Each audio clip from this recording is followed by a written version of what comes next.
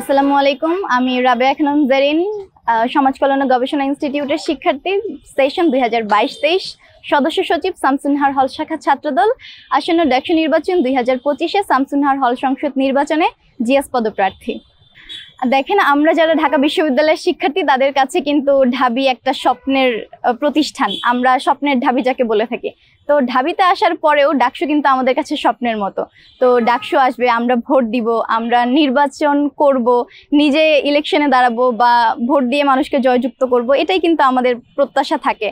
তো অনেক দিন ডাকসু অফ ছিল, এটা একটা কারণেই আমরা জানি। যখন ছাত্রলীগ ছিল তখন তো আর ডাকসু হওয়ার মতো পরিবেশ ছিল না।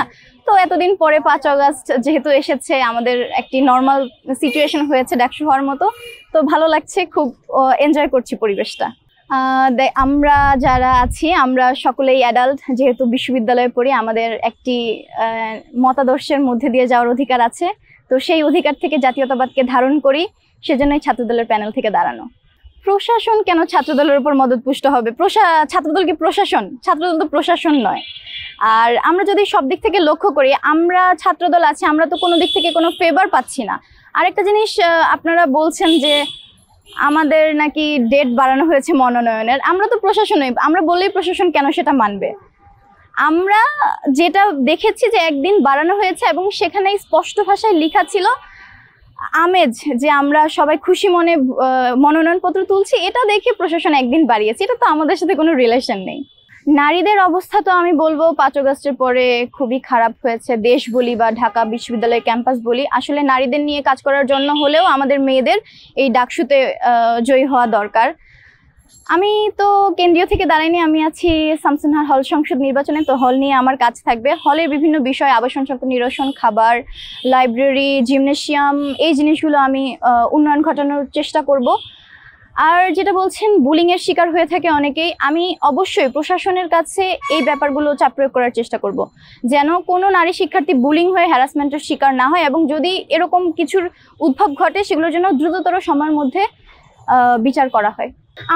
আমি একজন নারী, আমি কোনোভাবেই চাইবো না কোনো নারী হ্যারাসমেন্টের শিকার হোক। আমরা এটা কোনোভাবেই সমর্থন করি না যে কোনো নারী যেই জায়গারই হোক না কেন, সে একজন নারী, সে কোনো হ্যারাসমেন্টের শিকার হবে, তার অধিকার আছে। প্রচারণা আমরা অনলাইন অফলাইন দুই দিকেই দেখতে পাচ্ছি, আপনারাও দেখতে পাচ্ছেন। তো আমার তো মনে হয় ছাত্রদল ভালো দিকে যাচ্ছে। আর সবকিছু তো আসলে এভাবে বলা যায় না। আমরা কনফিডেন্স পাচ্ছি, সমর্থন পাচ্ছি, সকলেই আমাদেরকে সমর্থন করছে, ভালো লাগছে। তো 9 তারিখ দেখা যাবে, আল্লাহ ভরসা। তো আমাদের নেতা উনি তো আমাদের উপরে সার্বক্ষণিক নজর রাখবেনই, কিন্তু আমরা আমাদের জিনিস যেগুলো আছে, আমাদের ক্যাম্পাসের যে জিনিস, এগুলো। আর এটা আপনার বলার কারণ হচ্ছে যে আমরা প্যানেল কেন লেটে দিয়েছি, এটা এমন কিছুই না। আমরা মনোনয়ন ফর্ম তুলেছি, আমাদের অনেক নেতাকর্মী ছিল, তারা মনোনয়ন ফর্ম তুলেছে। তো সেখান থেকে ভোটাভুটির মাধ্যমে কিন্তু আমাদের প্যানেলের মানুষ নির্বাচিত, অভ্যন্তরীণ ভোটাভুটির মাধ্যমে আমাদের প্যানেলের ভাইয়া আপুরা নির্বাচিত হয়েছে। তো এই ভোটাভুটির জন্য তো আমাদের একটু টাইমের দরকার ছিল। আর আমরা যেভাবে প্যানেল ঘোষণা করেছি, এভাবে কি আর কেউ প্যানেল ঘোষণা করেছে? তো অবশ্যই আপনার বোঝা উচিত যে আমরা কিভাবে আছি, কিভাবে চলছে আমাদের ডাকসু নির্বাচন। আমাদের ইশতেহার আজকে একটু আগে ঘোষণা হয়েছে, সেখানে রিসার্চ প্লাস একাডেমিক যে উন্নয়ন, এগুলোর কথা বলা আছে। অবশ্যই আমরা যদি নির্বাচিত হই, আমরা একাডেমিক উন্নয়ন ঘটানোর চেষ্টা করব। না, আমার মনে হয় আমরা কারোর সাথে সাংঘর্ষিক কোনো ব্যাপারে নেই। আমরা আমাদের মতো এগিয়ে যাচ্ছি, তারাও তাদের মতো এগিয়ে যাক। তাদের জন্য শুভকামনা, আমাদের জন্য সমর্থন চাই। আমি বলবো ঢাকা বিশ্ববিদ্যালয়ে অনেক সমস্যাই আছে, যেই নির্বাচিত হোক। আমরা যদি নির্বাচিত হই, আমরা আমাদের ইশতেহারের মাধ্যমে যা দিয়েছি আমরা অবশ্যই তা পালন করার চেষ্টা করব।